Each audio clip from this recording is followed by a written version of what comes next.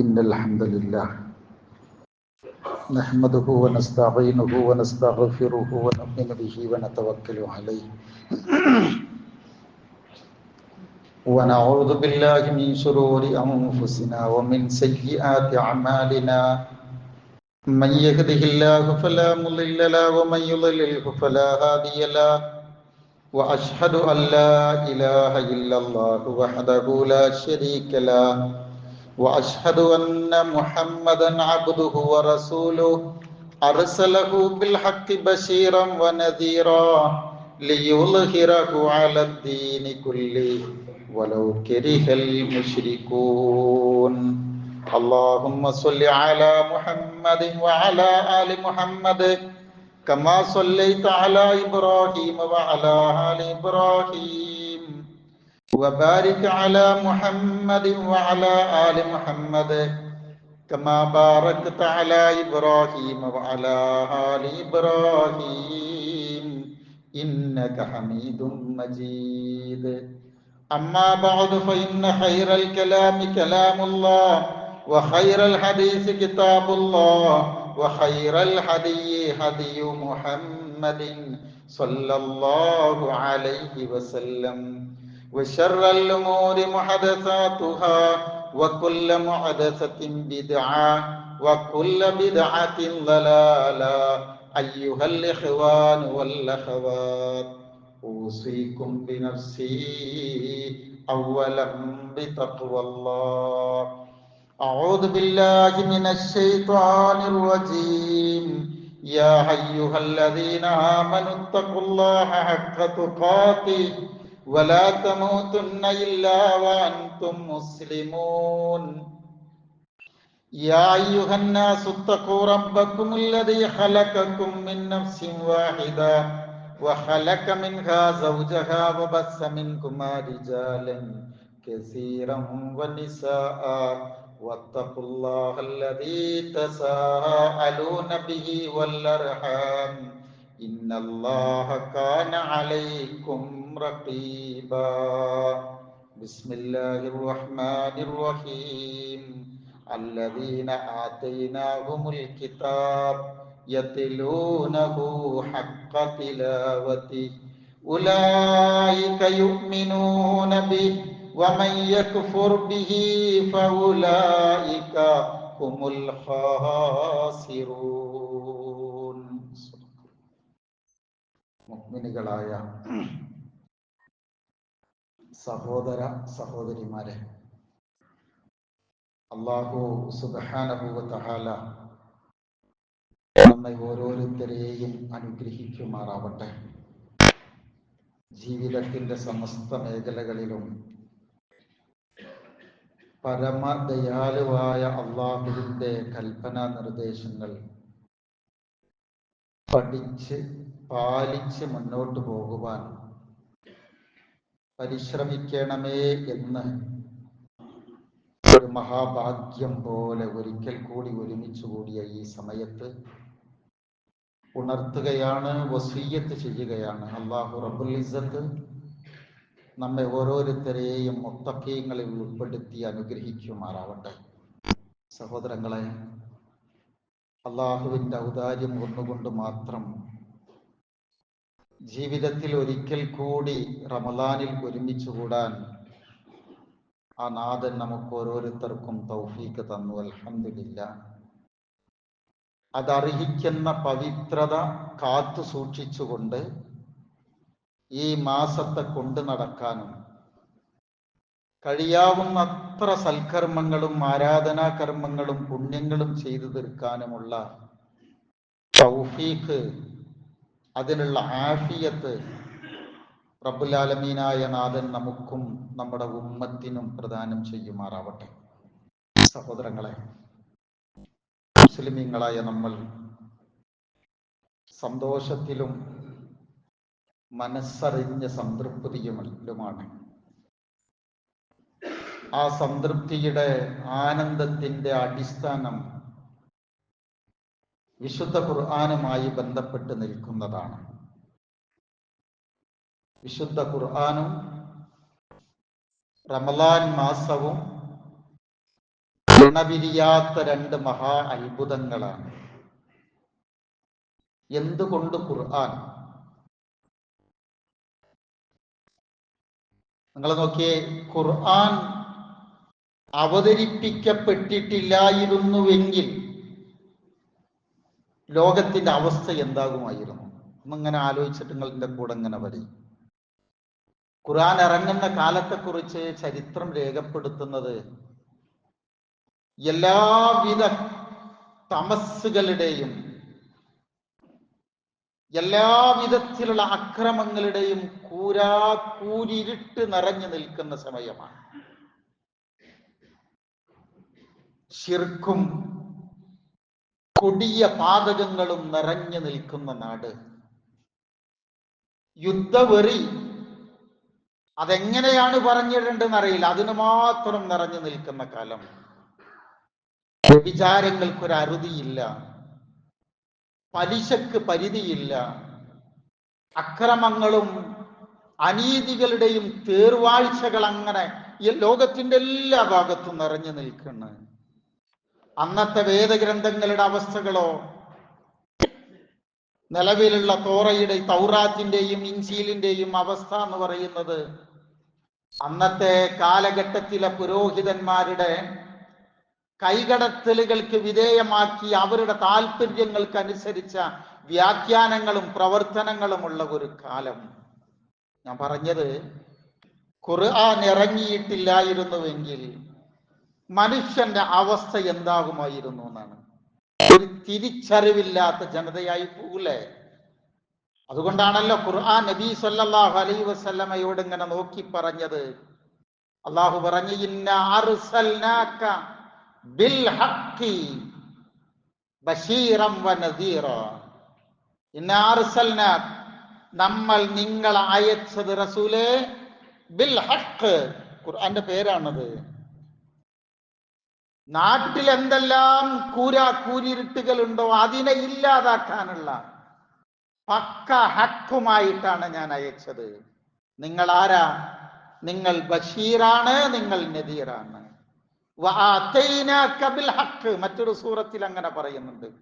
ശരിക്ക് ഖുർആന്റെ ഒരു പേരുണ്ട്, ഖുർആൻ നൂറാണ് എന്നാണ്. നൂറല്ലേ അത്? അല്ലേ?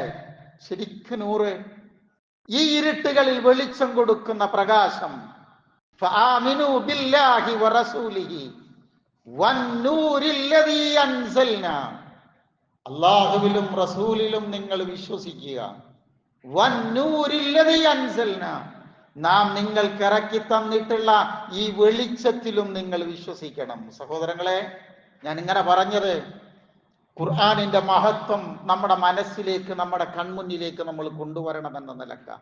ഈ വെളിച്ചത്തിലൂടെ നമുക്കൊരു തിരിച്ചറിവ് കിട്ടണം. എന്താ തിരിച്ചറിവ് എന്നറിയോ? മനുഷ്യരായ നമുക്ക് ആദ്യം കിട്ടേണ്ടുന്ന ഒരു തിരിച്ചറിവ് എന്ന് പറയുന്നത് നമ്മൾ ആരാ, നമ്മളുടെ സ്ഥാനവും മഹത്വവും നമുക്ക് ആദ്യം ബോധ്യപ്പെടണം. ഞാൻ ആരാ? അതറിഞ്ഞാലാണ് നമുക്ക് ബാക്കി കാര്യങ്ങൾ ഉണ്ടാവുക. നമ്മളെ അറിയുമ്പോഴാണ് നമുക്കൊരു സ്രട്ടാവുണ്ട് എന്നുള്ളൊരു തിരിച്ചറിവ് ഉണ്ടാവുക. ഈ രണ്ട് സംഗതികളും ബോധ്യപ്പെട്ടാൽ നമ്മുടെ റബ്ബിനെ നമ്മൾ സ്വയം രണ്ടും തിരിച്ചറിഞ്ഞു കഴിഞ്ഞാൽ എല്ലാ അടിമത്വങ്ങളിൽ നിന്നും നമ്മുടെ മനസ്സ് നിർമ്മലമായി, വ്യഭിചാരങ്ങളിൽ നിന്ന് ഒഴിവായി, പലിശ വേണ്ടെന്ന് വെക്കുകയാണ്, അക്രമങ്ങൾ നിർത്തുകയാണ്. അങ്ങനെ പരസ്പരം സ്നേഹത്തിന്റെ, സഹവർത്തിത്വത്തിന്റെ ജീവിത ഭാഗമായി മാറുകയാണ്. അതാണ് ഖുർആൻ ഉണ്ടാക്കിയ വിപ്ലവം എന്ന് പറയുന്നത്. അതാണ് ഖുർആൻ ഉണ്ടാക്കിയ വിപ്ലവം. നിങ്ങള് മക്കത്തെ ചരിത്രം കൂടി മനസ്സിലേക്ക് ചേർത്തി വെക്കാനാണ് ഞാൻ ഈ സൂചനകളെല്ലാം പറഞ്ഞു തന്നത്. ഇങ്ങനെ കൊല വിളിച്ചിരുന്ന കൗമാണ് മറ്റൊരുത്തന്റെ ജീവൻ വെടിയുന്ന സമയത്ത് പോലും വേറൊരുത്തൻ വെള്ളം ചോദിച്ചപ്പോ സ്വന്തം ആഗ്രഹങ്ങളെ മാറ്റിവെച്ച് മറ്റൊരാളെ പരിഗണിച്ചത് ലോക ചരിത്രത്തിൽ ഇത് ഇസ്ലാമിലല്ലാതെ ഖുർആനിലല്ലാതെ വേറൊരു ഭാഗത്തും കാണൂല. അതുകൊണ്ട് പ്രിയരെ, ഈ ഗ്രന്ഥമാണ് നമ്മുടെ കയ്യിൽ നിന്നുള്ളത്.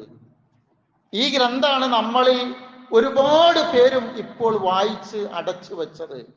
ഞാൻ ചോദിക്കുന്നത് ഒറ്റ ചോദ്യമാണ്, എന്തിനാണ് അള്ളാഹു നമുക്ക് ഖുർആൻ തന്നത്? നമ്മൾ സ്വയം ചോദിക്കേണ്ട ഒരു ചോദ്യം, എന്തിനായിരിക്കും അള്ളാഹു നമുക്ക് ഖുർആൻ തന്നിട്ടുണ്ടാവുക? ഖുർആനിനോടുള്ള നമ്മുടെ ഏറ്റവും വലിയ ബാധ്യത എന്താണ്? ഇതൊരു പ്രസംഗമായി നിങ്ങൾ കാണരുത്.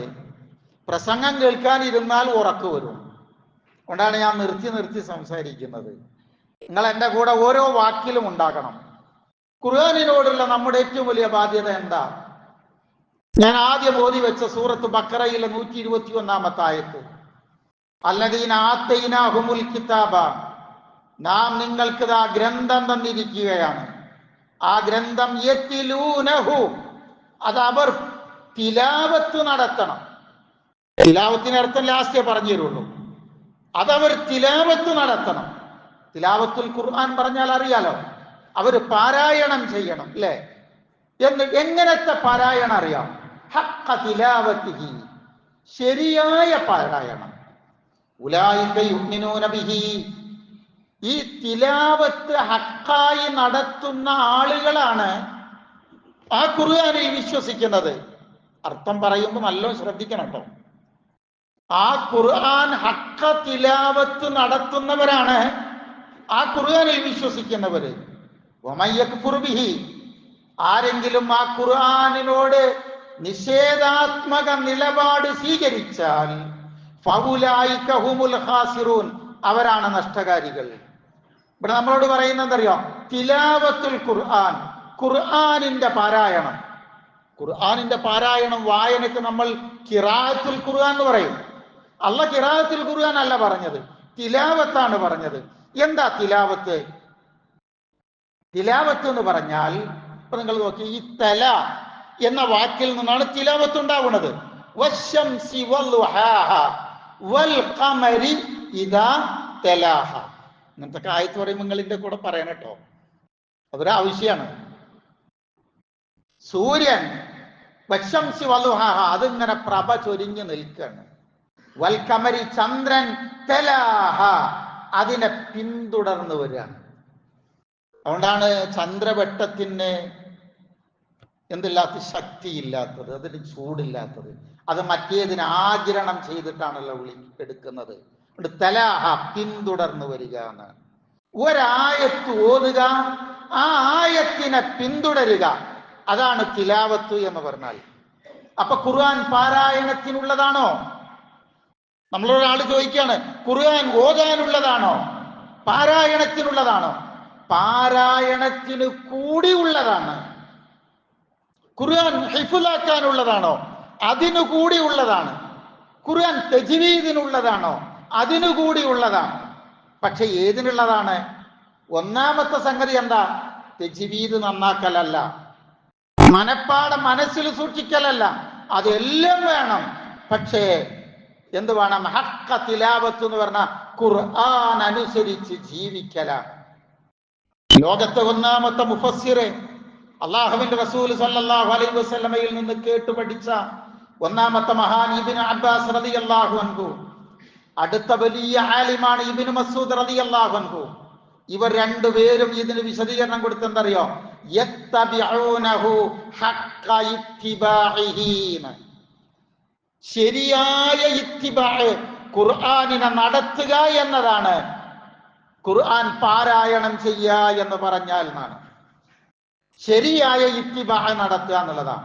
ആ അർത്ഥത്തിൽ നമ്മളെയൊക്കെ, നമ്മുടെ ജനാസ, നമ്മുടെ മയ്യിത്ത് ഖബറിൽ കൊണ്ടുപോയി വെച്ചാൽ നബി സല്ലല്ലാഹു അലൈഹി വസല്ലം നമ്മളെ പഠിപ്പിച്ചത്, മലക്കുകൾ ചോദിക്കുന്നല്ലേ, ആരാണ് നിന്റെ റബ്ബ്? മൻ നബിയുക മാ ഇമാമുക, നിന്റെ ഇമാം ആരാ? അൽ ഖുർആൻ ഇമാമി, ഖുർആനാണ് എന്റെ ഇമാം. ആരാണ് നിന്റെ ഇമാം എന്ന് നമ്മോട് ചോദിച്ചാൽ, ഇതിനധിക സമയമൊന്നും വേണ്ട കേട്ടോ, ഈ ചോദ്യം വരാൻ അധിക സമയമൊന്നും വേണ്ട. നമ്മുടെ പത്രങ്ങളിലൊക്കെ സെമിത്തേരി പേജില്ലേ, അവിടെ ഈ ലോകത്ത് വാർത്ത കൊണ്ട് നിറക്കാൻ ഒരു ക്ഷാമമില്ലാത്ത പേജ് അത് മാത്രമേ ഉള്ളൂ. ബാക്കി എല്ലാ പേജുകൾക്കും ഹെഡ്ലൈനൊക്കെ വേറെ ഉണ്ടാവും. ഇതിൽ അങ്ങനെ ഒരു പ്രശ്നമല്ല, ഇഷ്ടം പോലെ ന്യൂസ് ഉണ്ടാവും. അവിടെ എത്താൻ അധിക നേരം വേണ്ട.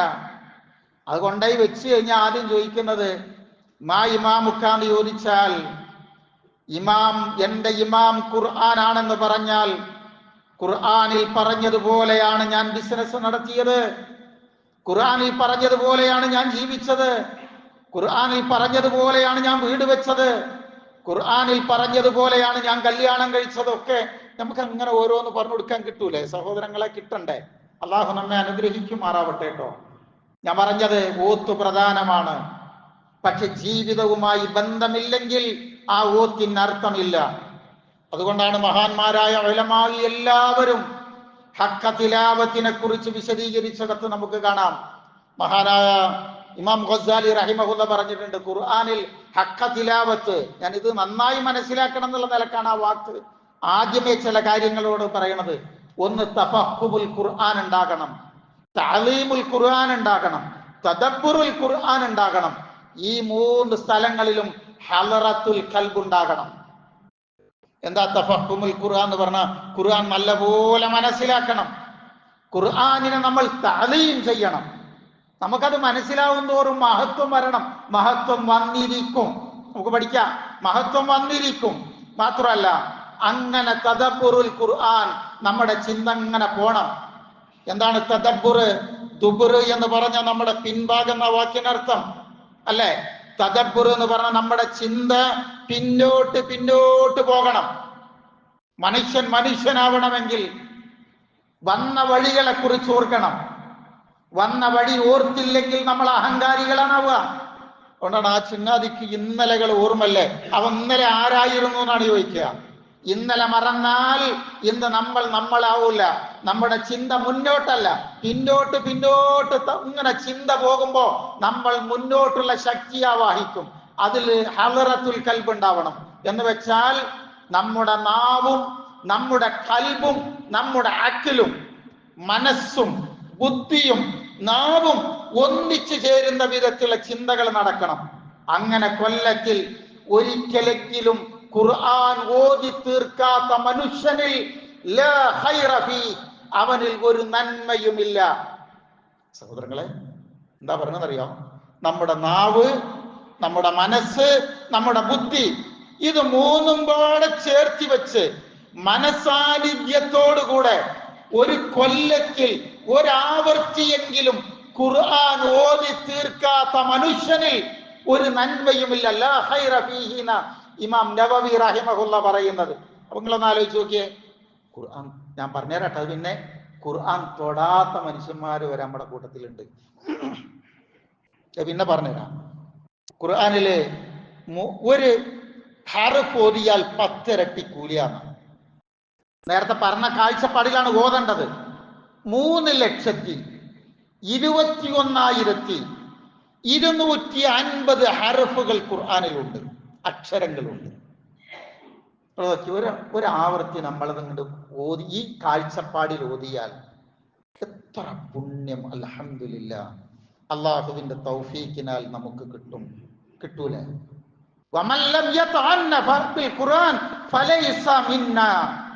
അതിമനോഹരമായി മനസ്സറിഞ്ഞ് ഖുർആൻ വായിക്കാത്തവർ നമ്മുടെ കൂട്ടത്തിൽപ്പെട്ടവനല്ല.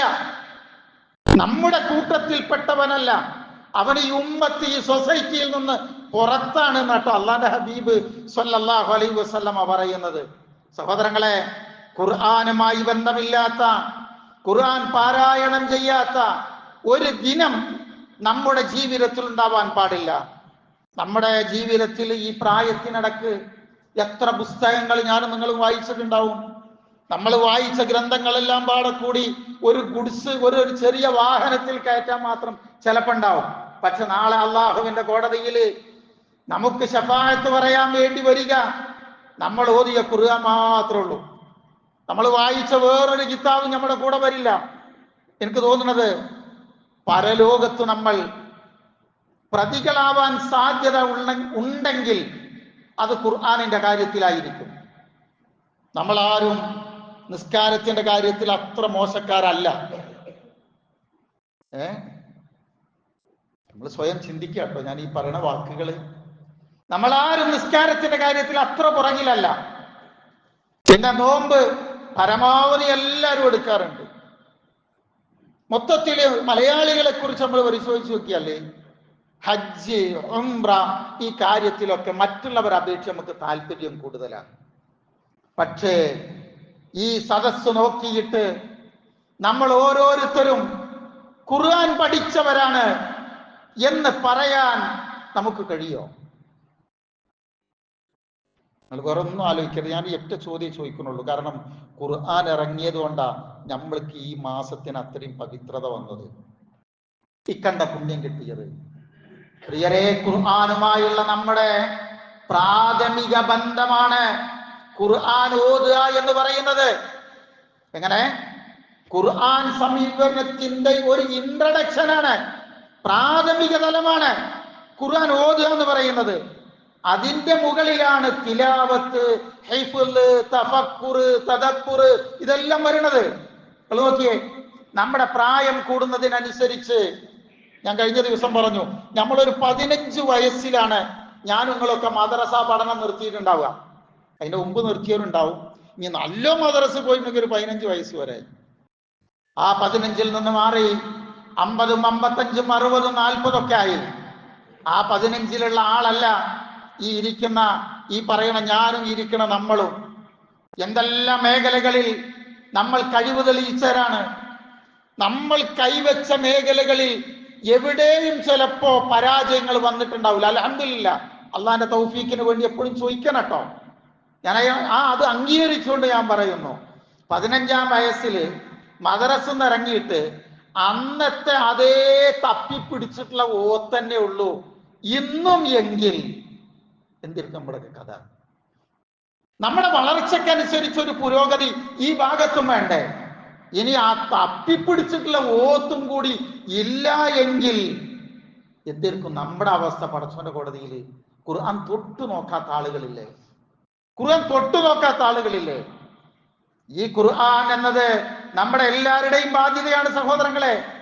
ഒരായുസ് ഭൂമിയിൽ ജീവിച്ചിട്ട് പരമാവധി അള്ളാഹുവിന്റെ അനുഗ്രഹങ്ങൾ ആസ്വദിച്ച് എല്ലാം അനുഭവിച്ച് ഈ ലോകത്ത് നിന്ന് സുഖിച്ച് ജീവിച്ച് തിരിച്ചു പോകുമ്പോ അവൻ തന്നെ കലാം ഒന്ന് മറിച്ചു നോക്കുക പോലും ചെയ്യാതെയാണ് ഈ ലോകത്ത് നിന്ന് പിരിഞ്ഞു പോകുന്നതെങ്കിൽ, പ്രിയരെ, അള്ളാഹുവിന്റെ കോടതിയിൽ നമ്മൾ എന്താണ് മറുപടി പറയുക? അള്ളാഹുവിന്റെ മുമ്പിൽ ഏറ്റവും കൂടുതൽ കുറ്റക്കാരാവുക ഖുർആനിന്റെ കാര്യത്തിലാവൂലേ? ഹബീബായ റസൂൽ സല്ലല്ലാഹു അലൈഹി വസല്ലം നമ്മൾക്ക് വേണ്ടി, മുസ്ലിം ഉമ്മത്തിന് വേണ്ടി അള്ളാഹുവിനോട് കരഞ്ഞ് ശഫാഅത്ത് നടത്തുന്ന ഹബീബായ റസൂല്, ആ റസൂലിന് നമ്മെ ശിക്ഷിക്കുക എന്ന് പറയുന്നത് സങ്കൽപ്പിക്കാൻ കഴിയാത്ത അങ്ങേയറ്റത്തെ സ്നേഹനിധിയായ റസൂല് നാളെ പാരത്രിക ലോകത്ത് നമുക്കെതിരെ അള്ളാഹുവിന്റെ കോടതിയിൽ പരാതി ഉന്നയിക്കുമെന്ന് വിശുദ്ധ ഖുർആൻ നമുക്ക് പറഞ്ഞു തരുന്നുണ്ട്. വഖാല റസൂൽ യാ റബ്ബി ഇന്ന ഖൗമി ഇത്തഖദു ഹാദൽ ഖുർആന മഹ്ജൂറ.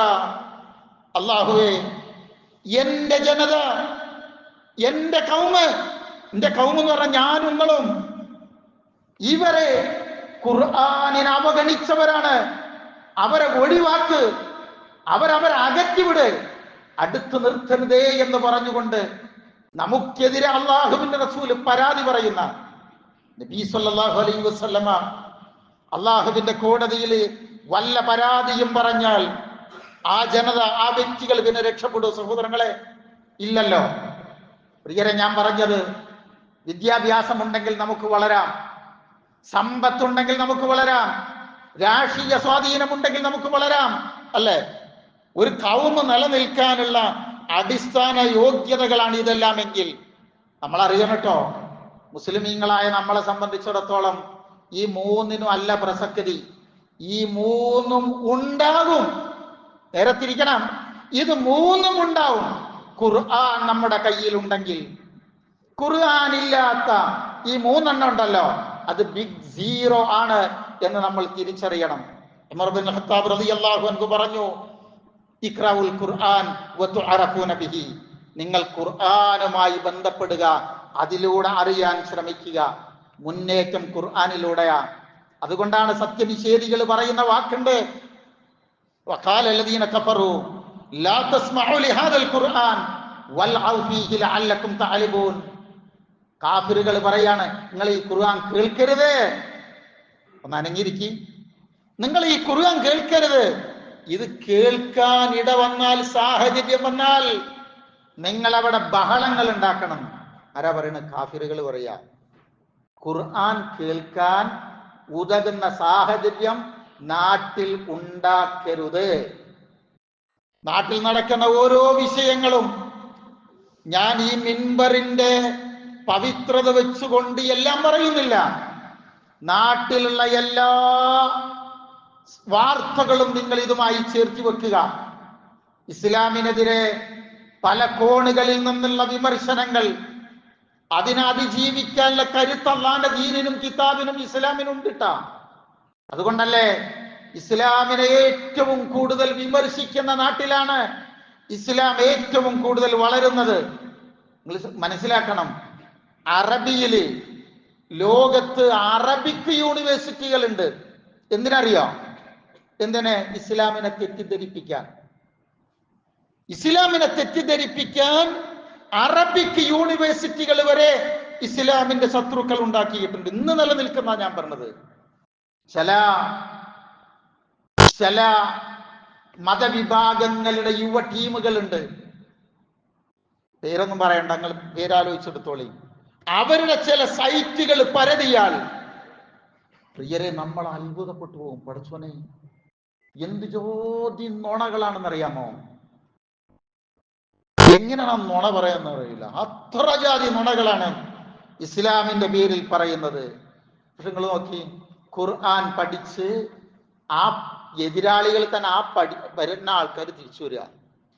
അതുകൊണ്ടാണ് നബി സല്ലല്ലാഹു അലൈഹി വസല്ലമയെ തോൽപ്പിക്കാൻ വേണ്ടി ആ മക്ക കാലഘട്ടത്തിൽ ഏറ്റവും വലിയ ഭാഷാ വിശഗ്വരനാണ്, പടുവാണ് വലീദ് ബിൻ മുഗീറ. ആ വലീദിനെ ഏൽപ്പിക്കുകയാണ് അബൂജഹല്. അയാൾ നബി സല്ലല്ലാഹു അലൈഹി വസല്ലമയുമായി സംവദിച്ചപ്പോ മറുപടി കൊടുത്തെന്നറിയാമോ? ആ അറബി നിങ്ങൾ കേട്ടിട്ടുണ്ടാവും, എന്നാലും ഒന്ന് കേൾക്കുക. അബൂജഹലെ, മുഹമ്മദിനെ ഒഴിവാക്ക് സല്ലല്ലാഹു അലൈഹി വസല്ലം. മുഹമ്മദുമായി നമ്മൾ തർക്കിക്കണ്ട, അവരവരുടെ വഴിക്ക് പോട്ടെ. ഇന്നഹു ലഹലാവ ഇന്നഹു ലതലാവ ഇന്നഹു യഅലു വലാ യുഅല അലൈഹി. അറബി എന്തൊരു മനോഹരം അറിയോ?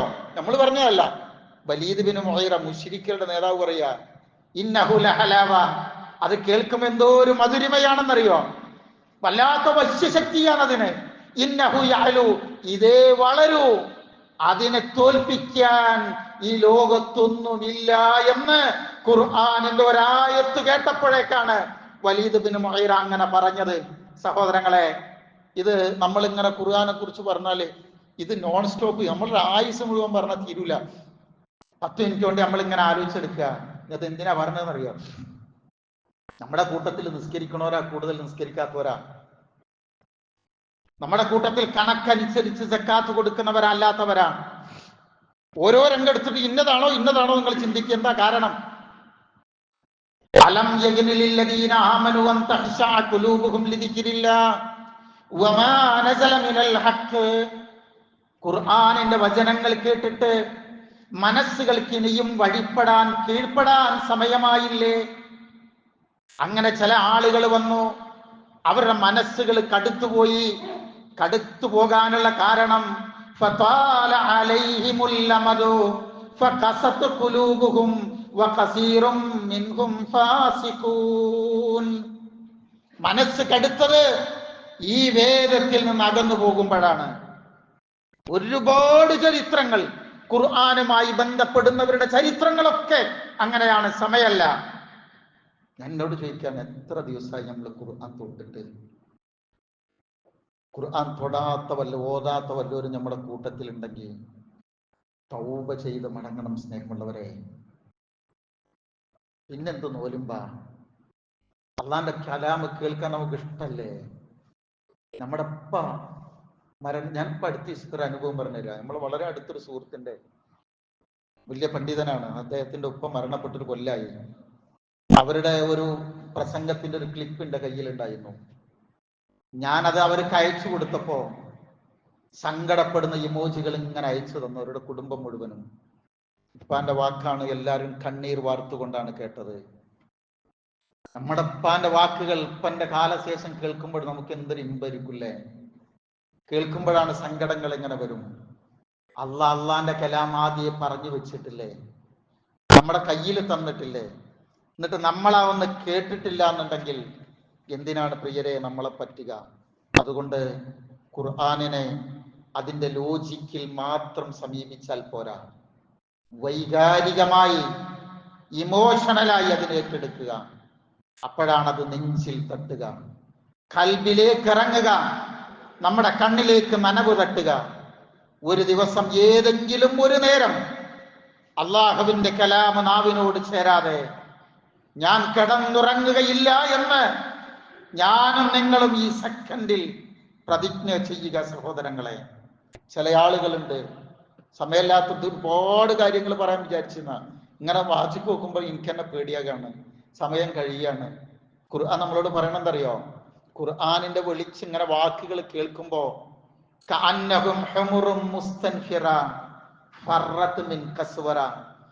അള്ളാന്റെ ആയത്ത് കേൾക്കുമ്പോ നിങ്ങൾ ഈ കാട്ട് കഴുതകളെ പോലെ നിങ്ങൾ എവിടെയൊക്കെ ഓടുന്നത് എന്നാണ്.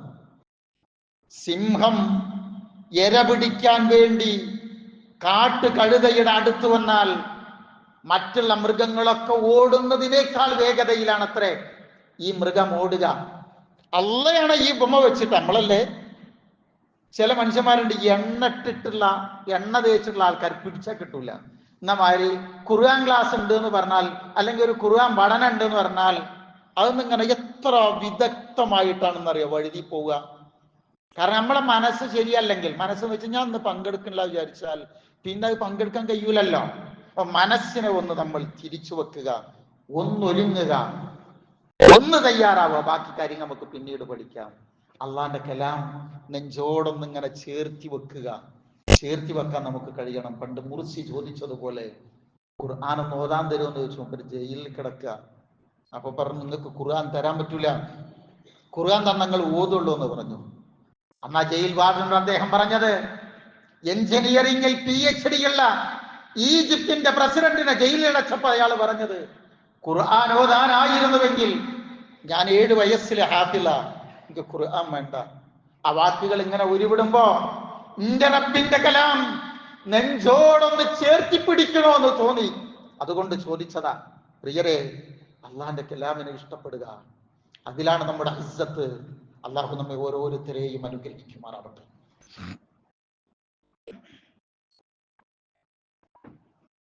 ബിസ്മില്ലാഹി വൽഹംദുലില്ലാഹ് വസല്ലല്ലാഹു അലാ നബിയിനാ വഹബീബിനാ മുഹമ്മദിൻ വഅലാ ആലിഹി വസഹ്ബിഹി അജ്മഈൻ. അമ്മാ ബഅദ്. യാ അയ്യുഹല്ലദീന ആമനൂ തഖുല്ലാഹ് വഖൂലൂ ഖൗലൻ സദീദൻ യുസ്ലിഹ് ലക്കും അഅമാലക്കും വയഗ്ഫിർ ലക്കും ദുനൂബക്കും വമൻ യുതിഇല്ലാഹ വറസൂലഹു ഫഖദ് ഫാസ ഫൗസൻ അദീമ. സഹോദരങ്ങളെ, അള്ളാഹുവിന്റെ വിധിവിലക്കുകൾ ഉൾക്കൊണ്ടുകൊണ്ട് ജീവിക്കണമേ എന്നൊരിക്കൽ കൂടെ ഉണർത്തുകയാണ്, വസിയ്യത്ത് ചെയ്യുകയാണ്. അതിന് അള്ളാഹു നമുക്കെല്ലാം തൗഫീഖ് നൽകുമാറാവട്ടെ. നാളെ ശനിയാഴ്ച 11 മണിക്ക് നമ്മുടെ പള്ളിയിൽ വെച്ച് വനിതകൾക്കുള്ള ഒരു ഖുർആൻ ക്ലാസ് ഉണ്ട്, ശ്രദ്ധിക്കുമല്ലോ. റമദാനിലാണ് നമ്മൾ ഫാസ്റ്റിങ്ങിലാണ്, നോമ്പിലാണ്. ഒരു ഡിജിറ്റൽ ഫാസ്റ്റിംഗ് കൂടി നമുക്ക് ആവശ്യമുണ്ട്.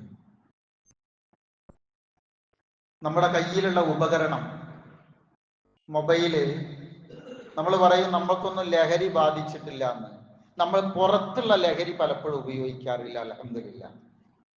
പക്ഷെ അതിനേക്കാൾ മാരകമായ വിധത്തിൽ നമ്മുടെ തലച്ചോറിനെ ബാധിച്ച ലഹരി ഒരുപക്ഷെ നമ്മുടെ മൊബൈലിൽ നിന്നൊക്കെ വന്നിട്ടുണ്ടാവും. പുതിയ തലമുറ വഴിതെറ്റിപ്പോകുന്നതിനെ സംബന്ധിച്ച് നമ്മൾ ഇങ്ങനെ പഠിച്ചുകൊണ്ടിരിക്കുമ്പോൾ ലഹരിയും കുത്തടിഞ്ഞ ലൈംഗികതയും കൊലകളുമാണ് പുതിയ തലമുറയുടെ ത്രില്ലെങ്കിൽ അതെവിടുന്നാ പഠിക്കണമെന്ന് ചോദിച്ചാൽ ഈ ബോളിവുഡ് സിനിമകളുടെ ഒക്കെ അനുകരിക്കാൻ ശ്രമിക്കുന്ന ഒരു പ്രത്യേക മേഖലകളാണത്. വലിയൊരു വിഷയം, നമുക്ക് സമയമില്ലാത്തതുകൊണ്ട് ഞാൻ അതിന്റെ സൂചന പറഞ്ഞെന്നുള്ളൂ. അതുകൊണ്ട് കയ്യിലുള്ള ഈ ഡിജിറ്റൽ ഉപകരണങ്ങളെ വളരെ കൃത്യമായി നമ്മൾ എന്ത് ചെയ്യണം എന്നറിയാം, വളരെ നല്ല നിലയിൽ ഒരു സെൽഫ് കൺട്രോൾ നമുക്ക് ഉണ്ടാകണം. നമ്മുടെ സമയം നമ്മളിവിടെ അനാവശ്യമായി ചെലവഴിക്കരുത്. ആകെ 720 മണിക്കൂറാണ് 30 ദിവസം നമുക്ക് കിട്ടുക. 43,000 മിനിറ്റ് ഉണ്ടാവും. അതിലെ ഒരു 500 മണിക്കൂറുകളൊക്കെ നമ്മൾ ഉറങ്ങിയിട്ടും തളർന്നിട്ടും അങ്ങോട്ട് നടന്നിട്ടും ചോറിക്കാൻ പോയിട്ടൊക്കെ പാടെ നമുക്ക് പോകും. പിന്നെ നമുക്ക് ആകെ കിട്ടിയ 200ഓളം മണിക്കൂറാണ്. അതിനെ നമുക്ക് വേണ്ടി ഉപയോഗിക്കണം. ഇതിൽ കുത്തിക്കളിച്ചിട്ട് നമ്മളെ സമയം കളയരുത്. കാരണം വേറെ വഴിക്ക് നമ്മൾ തെറ്റിപ്പോകരുത്. നമ്മൾ വളരെ കൃത്യമായി അള്ളാഹുവിന്റെ കലാമുകൾ കേൾക്കണം. അതിലേക്ക് നമ്മൾ വഴിപ്പെട്ട് നീങ്ങണം. ഇതൊരു ആരാധനയുടെ മേളയാണ്. മുനാജാത്ത് അള്ളാഹുമായിട്ടുള്ള നല്ല സംഭാഷണം നടക്കണം. ഈ ആരാധനയുടെ മേളയില് അള്ളാഹു ആദരിച്ച ചിഹ്നങ്ങളെ ഒരിക്കലും അനാദരിക്കുന്ന ഒരവസ്ഥ വരരുത്. ഒരിക്കലും അനാദരിക്കരുത്. അറിഞ്ഞുകൊണ്ട് നമുക്ക് ന്യായങ്ങളില്ലാതെ, രോഗങ്ങളില്ലാതെ, കാരണങ്ങളില്ലാതെ ഒരു നോമ്പ് നമ്മൾ ഉപേക്ഷിക്കരുത്. പ്രത്യേകം ശ്രദ്ധിക്കണത്. കാരണമില്ലാതെ അതിൽ നമ്മൾ വീഴ്ച വരുത്തരുത്. നമ്മൾ കൊല്ലം മുഴുവനും പിന്നെ നോമ്പിന് നോറ്റിട്ട് യാതൊരു കാര്യമില്ല. സഹോദരങ്ങൾ, ഒരു വാക്കുകൂടി, സക്കാത്ത് കണക്കാക്കി വളരെ കൃത്യമായി ആ സംഗതി ബന്ധപ്പെട്ട ആളുകളെ നിങ്ങൾ ഏൽപ്പിക്കണം. നമ്മുടെ പള്ളിയിൽ കഴിഞ്ഞ ഏതാനും വർഷങ്ങളായി വളരെ വ്യവസ്ഥാപിതമായി നടക്കുന്ന ഒരു സെല്ലാണ് സക്കാത്ത് സെല്ലെന്ന് പറയുന്നത്. അതിന്റെ വളരെ കൃത്യമായ കണക്കും കാര്യങ്ങളെല്ലാം നിങ്ങളുടെ കൈകളിലേക്ക് എത്തും. നമ്മൾ കണക്കാക്കി കൊടുക്കുന്ന ഒരു നയ പൈസ പോലും അത് അർഹതയില്ലാത്തൊരു സ്ഥലത്തും അത് എത്തൂല. തികഞ്ഞ ബോധ്യം നമുക്കുണ്ടാവണം. ഇബാദത്തുകൾ ആസ്വദിച്ച് ചെയ്യണം. നന്നായി റബ്ബിനോട് പ്രാർത്ഥിക്കണം. പ്രാർത്ഥിക്കേണ്ട സമയം ഒന്ന് ഫജ്റിന്റെ സമയമാണ്, ഒന്ന് നോമ്പ് തുറക്കുന്ന സമയമാണ്. ഫജ്റിന്റെ തൊട്ട് മുമ്പ് നമ്മൾ സഹറിന് വേണ്ടി, അത്താഴത്തിന് വേണ്ടി എണീക്കുന്ന സമയമാണ്. ഇതൊക്കെ പ്രാർത്ഥനയ്ക്ക് ഉത്തരം കിട്ടാനുള്ള ഒരു സമയമാണ്. അതൊക്കെ നമ്മൾ പരമാവധി ഉപയോഗിക്കണം. അള്ളാഹുവോട് ദുആ ചെയ്യണം. സമയങ്ങളിൽ സംതൃപ്തിയുള്ളവനാകണം. ഖുർആനുമായി അടുത്ത ബന്ധമുണ്ടാകണം. ഞാൻ നേരത്തെ പറഞ്ഞതുപോലെ ഒരു 3 ആവർത്തിയെങ്കിലും ഖുർആൻ ഓതി തീർക്കാനും നമുക്ക് കഴിയണം. അറിഞ്ഞുകൊണ്ടിട്ടോ ഹളറത്തുൽ കൽബോട് കൂടി ഓതി തീർക്കാൻ കഴിയണം.